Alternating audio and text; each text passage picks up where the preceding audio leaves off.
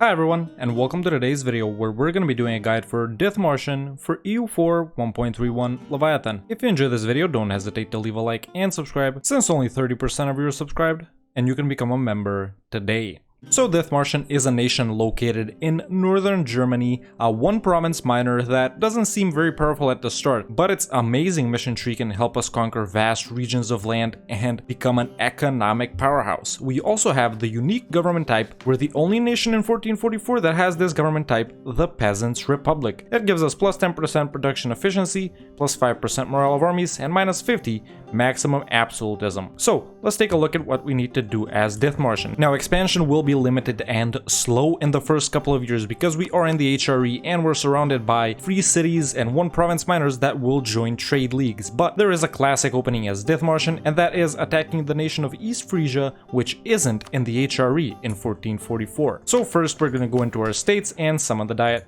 You can pick whichever agenda is best for you. Then we're going to give the clergy religious state and clerical advisory council, and we're going to give the burghers land of commerce, patronage of the arts, commercial advisory board, and indebted to the burghers. Once we pay off the loans from the burghers, we might give private trade fleets. Honestly, it's up to you. Next, we're going to set a merchant to transfer from Saxony to Lubeck, and we're also going to go collect from the English Channel instead of from Lubeck. Now it's time for some rivals. Of course, we are gonna rival East Frisia and two other nations located in the vicinity, such as Friesland, for example, and Oldenburg. Why not?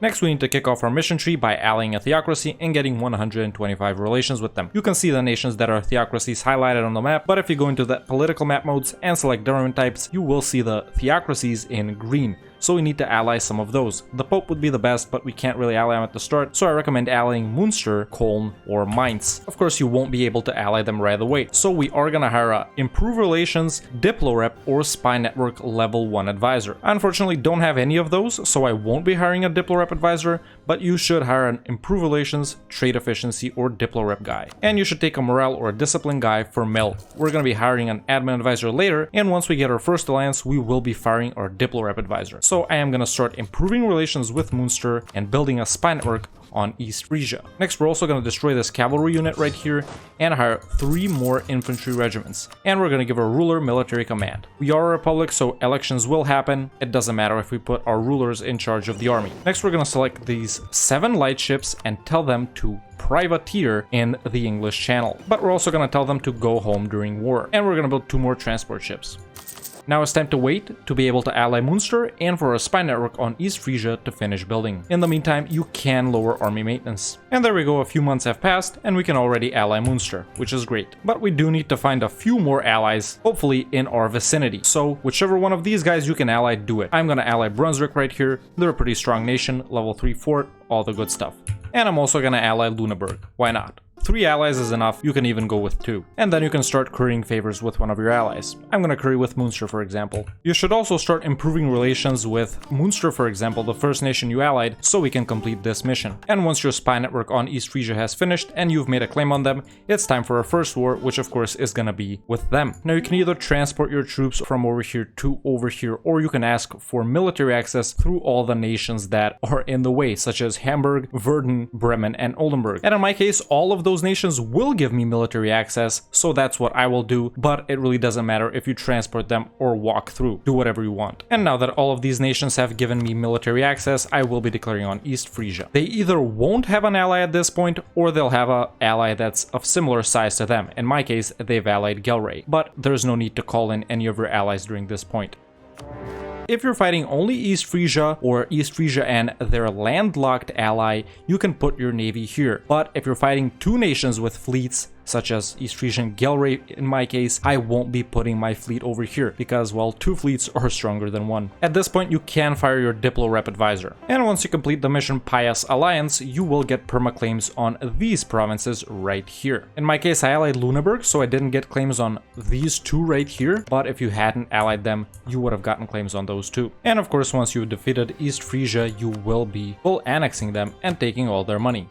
And that's our first war done. Now here's where things get a little more complicated. Like I said earlier, we're surrounded by free cities and nations which belong to the so-called Hanseatic League, which will be joining various trade leagues, such as Lübeck's, for example. Now, if you click on Lübeck and if you click on the diplomatic button, we will see all the nations that they're allied to and that are in their trade league, such as Riga, Hamburg, and Bremen, for example. Let's check Oldenburg, and once again, they will have allies too. Bremen, they're a free city. Austria will defend them. It's pretty complicated to navigate around this. So, the nations that you will most likely be declaring on after this war with East Frisia is Friesland, Oldenburg, or Verden, depending on who's the weakest of them. And you should have claims on Oldenburg and Verden from your mission, but at this point you will also start spying on Friesland so we can get claims on them. And when that's done, we'll assess our situation and figure out which of those three nations is the weakest: Friesland, Oldenburg, or Verden. At this point, you may also be able to ally a much stronger nation, such as Denmark, for example, in my case, and I will do that. You'll probably be able to ally them as well. Oh yeah, I almost forgot. We were supposed to sell titles and seize land at the beginning, but I forgot to do it. You should do it right after you give out your privileges, of course. And now that we have claims on Friesland as well, it's time to see which of those nations are the weakest. Now, in my case, they're all pretty similar in power. Verden has only one ally,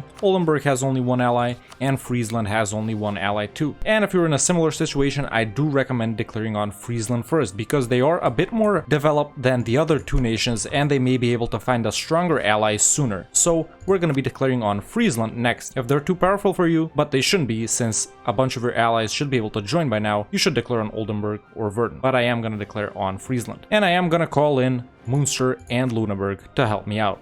Why not? During wars, and during peace as well, you should have one of your diplomats currying favors with allies, while the other one improves with outraged countries. At this point, you should have hired another general instead of your ruler. If you're fighting Oldenburg, you can full annex them. If you're fighting Verden, their two provinces aren't that developed, so you can full annex them as well. Just check aggressive expansion to make sure. But if you're fighting Friesland, their provinces are quite a bit more developed than the other nations we're fighting. So we are going to be making them our subject. As you can see, that's only 29 aggressive expansion, whereas if we full annex them, it's 39. So it does make a difference. We are going to be making them our vassal, taking all their money, and making them give up claims in my nation apparently. That's fine. That's our second war done, and now we have a subject in Friesland. At this point, aggressive expansion is starting to get a bit high. We can afford to take another province maybe without getting a coalition, but we're still gonna chill for a few years and dev a bit to help speed up the Renaissance. After that, we're still gonna continue to expand in the nations we were planning on expanding in, such as Oldenburg or Verden. If you fought one of these two nations, however, you should have less aggressive expansion, so you may declare on another one. Once we get to Admin Tech 5 and we can unlock our first idea group, I recommend opening up with quantity ideas. This will help us out a lot in achieving a massive army, but it will help us out even more with the policies it brings with the other idea groups that we're going to take, and I'll explain them later. But we're going to open up with quantity, and we're going to set our focus to mill. For your tier 2 government reform, I recommend taking political dynasties or republicanism. This one of course helps us out with +1 monarch point in a random category, so instead of being a 411, they can be like a 511 or a 421 or a 412. Of course, this one gives us more yearly republican tradition. They're both pretty good, and you can go with whichever one you want. I'm personally gonna go with political dynasties. Once a couple years have passed and AE isn't that high anymore, it is time for our next war, which is once again gonna be against Oldenburg, Verden, or Friesland, depending on whichever nation you haven't fought out of those. In my case, Oldenburg do have 2 allies right now, and Verden still have only 1, and I can call in all my allies. I am gonna fight Verden. I am gonna call 2 of them in because I do need to fight Stettin, who has a level 3 fort. And now that we've defeated Verden, we are going to be full annexing them. You should full annex them even if you fought them first instead of Friesland. We're also going to take all their money. And that's our third war done. At this point, if you have the opportunity, you can declare a humiliation war on one of your rivals. In my case, I'm gonna have to fight a lot of nations no matter which of these guys I declare on, so I'm not gonna do it. But if you can get an easy humiliation war in, you should do it. During this time, you're also going to want to start building up your navy with mainly light ships. And you're going to want to make them privateer in Lübeck instead. We do want to get it up to 15% privateer efficiency over here, or privateer control over the trade node, in order to unlock this mission right here. And once a little more time has passed, it's once again time to declare on the next weakest nation out of Friesland, Verden, or Oldenburg. In my case, only Oldenburg is left, and in your case, you should also have only one of those nations left. So I am going to be declaring on Oldenburg. They do have quite a few allies, but I'm also going to be calling in my allies. And of course, once you've defeated Oldenburg, you will be full annexing them as well, and taking all their money.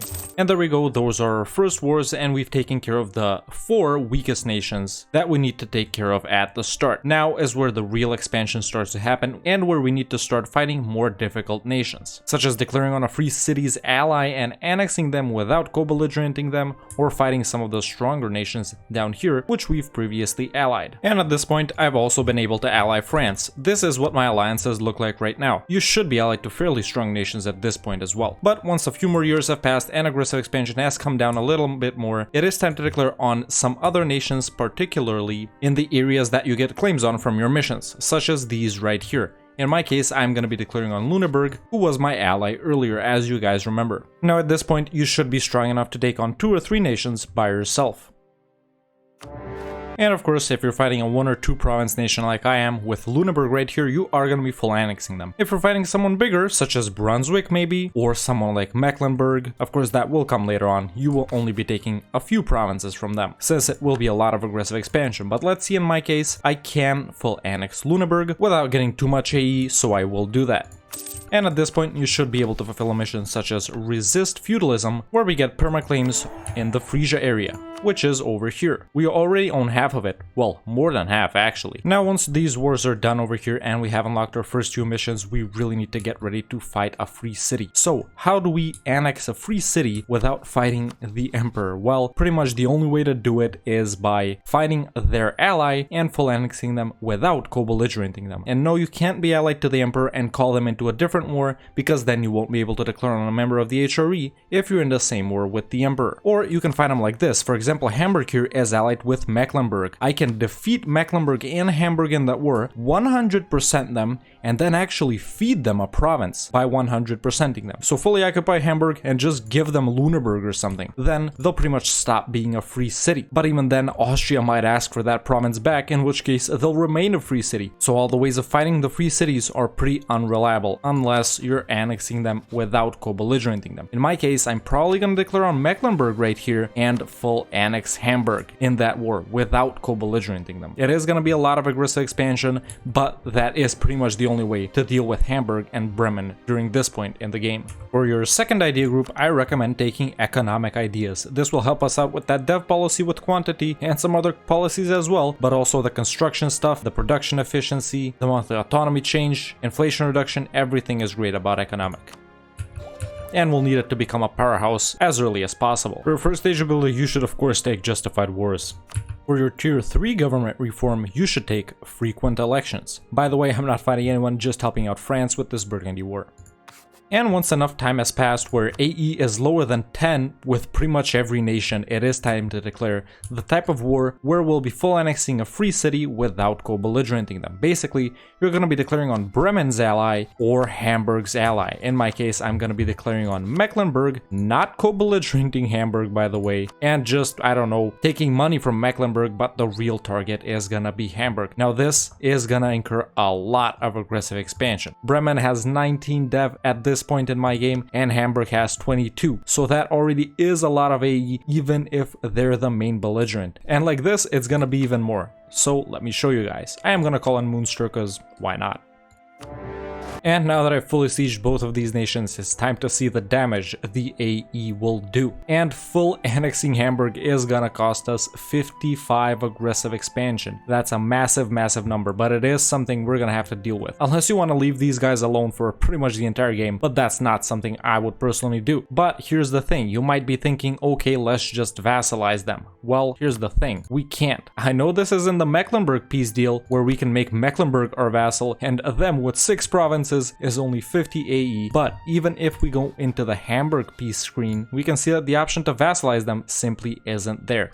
Now, if you're not that skilled and dealing with this amount of aggressive expansion and getting ready for coalitions and stuff like that, then don't do this. Just leave these free cities alone, or try to do the other tactic where you feed them a province and hopefully they'll stop being a free city. But if you're not comfortable taking a province that's gonna generate 55 aggressive expansion by itself, then don't do it. This might ruin your campaign if you get declared on by a coalition. In my case, I'm confident and I'll be chilling for quite a few years building up my my nation, building buildings and increasing our economy and army, that I think it's fine. I don't think I'll get declared on by this coalition. A lot of these nations are near 50, and if we let a few more months tick by, since it is November, and let me show you guys, now it's January, even less nations will join the coalition, as we can see, since a year did tick over. Now I'm gonna let this war run for a few more months and wipe Mecklenburg's armies, so they will accept this peace deal. And there we go, a few months have passed. I will separate peace Hamburg. The aggressive expansion is the same whether I separate peace them or peace them out through the Mecklenburg peace screen.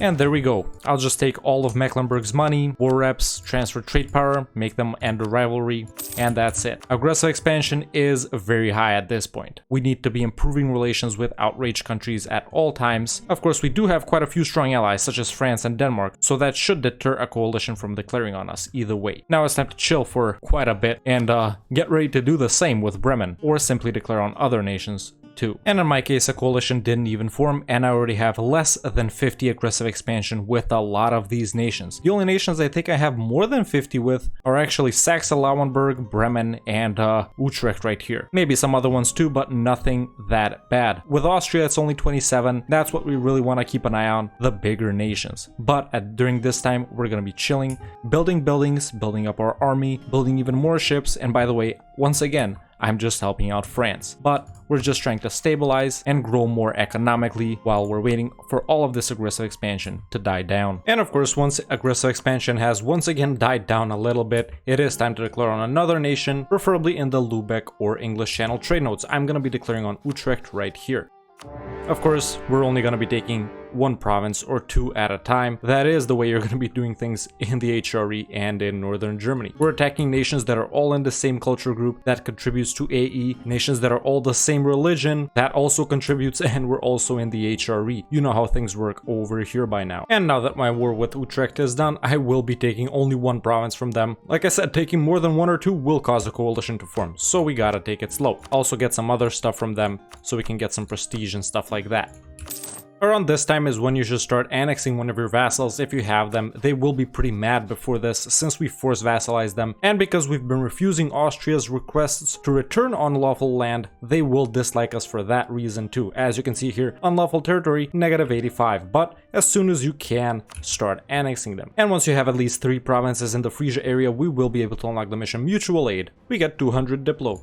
Nice. And because we do need to take it slow with a nation such as Dithmarschen, by around the 1500s, your game should look a little something like this. Basically, we've broken out of our very weak starting position in the province of Dithmarschen, and we own a very nice portion of the Lübeck and English Channel trade nodes, and we've become one of the most powerful nations in the HRE, especially in northern Germany. Now at this point, the only thing that's limiting us is aggressive expansion. So like I said earlier, we started off by attacking the weakest nation, East Frisia, and then taking care of the next weakest nations that aren't free cities, Verden, Oldenburg, and Friesland. Those are the 3 targets we need to take care of after taking care of East Frisia. And of course, you will be vassalizing Friesland because their provinces are pretty devved up, and you will be full annexing Oldenburg and Verden. After that, it's just opportunistic wars and expanding in the neighborhood where we already get some claims on from our missions. At this point, you should have also taken care of at least one free city, such as Hamburg or Bremen, depending on whose ally you had the opportunity to declare on. In my case, I will be declaring on Holland later, which is an ally of Bremen, and then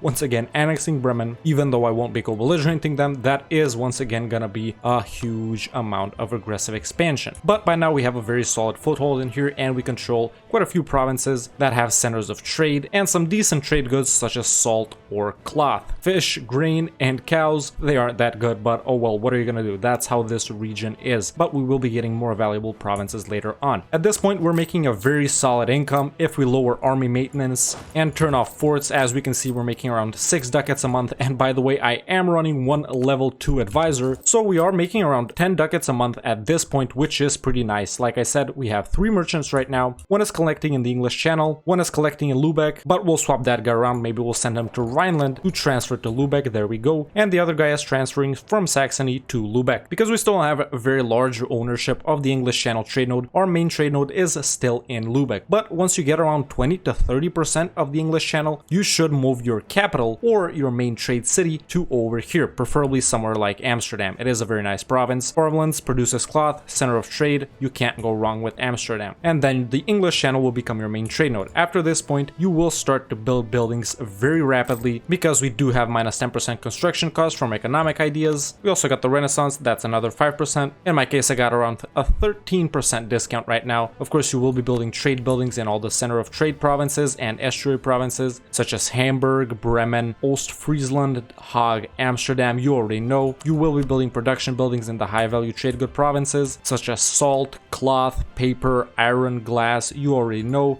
You can build some churches too, why not? Of course, you will be building army buildings in the livestock and grain provinces, and we will be building manufactories later. By this point, you should also have a pretty sizable army and built up to combat with. I have a 23-2-1 stack right now, but I will be pushing that up to a 25-2-3, the maximum amount I can get from my force limit, and this is a pretty good stack for this far in the game, and we can totally sustain it with our pretty good economy for our size. Dithmarschen does have some very nice trade, economy, and mill-focused ideas. Morale of armies plus 10, shock damage received minus 10, infantry combat ability, that's all excellent. This plus 10% goods produced is crazy, and all of these ideas will mesh very well with the idea groups we're gonna pick. We already have the dev cost from quantity and economic. For our third idea group, we are gonna be taking quality to lean into the Dithmarschen Space Marines even more and build up a nice navy so we can fight England for control of the English Channel and so we can privateer. And for our fourth idea group, we're gonna take trade. Of course, the policy trade has with quantity plus 20% goods produced is crazy. We have another plus 10 from our national ideas, and we're gonna get another 10% from the conquest of bread mission, where we need to own 10 grain producing provinces with 20 dev. That's 50% goods produced just from our national ideas, idea groups, and missions, and that's totally crazy. You're gonna be ramping that up even more in the late game, where you're gonna be conquering all those coal producing provinces and building furnaces, and we're gonna become a massive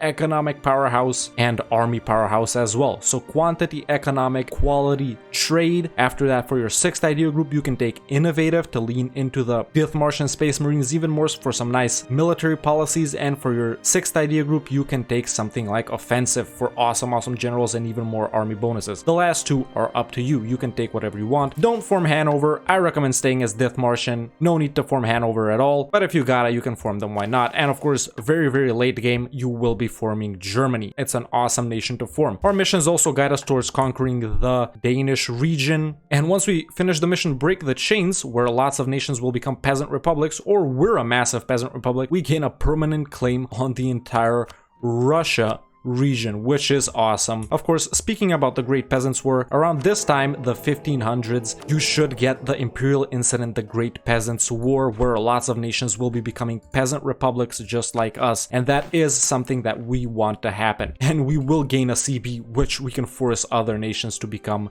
peasant republics. And for your next government reforms, for tier 4, all of these are very good depending on your playstyle. Minus 25 state maintenance is kind of max, so I do recommend administrative divisions for plus 250 governing cap, or if you're playing tall, you should take Union of States. For your tier 5 government reform, you should of course take presidential system. For tier 6, you should take devolution of powers. For tier 7, you should take either one. They both give us one more policy in admin or diplo, depending on your idea groups and what you want to take. So this one depends on everyone's goals and how you're progressing. For tier 8, you should take citizenry. It's awesome, plus 10% morale of armies. For tier 9, I recommend taking appointment by committee. And for tier 10, I recommend taking reinforced Republican values if you're playing tallish, and strengthen executive powers if you're planning on expanding massively. Dithmarschen does have one unique achievement, Lessons of Hemmingstead, where you need to own Copenhagen and Amsterdam, while Denmark doesn't exist. Of course, your missions will guide you towards this, and your natural expansion opportunities will also guide you to this, so it is an easy achievement to get, although you won't be getting it very soon. If you're not that confident in your abilities, or if you're not sure if your game is going to go like mine, this save file is available to all YouTube members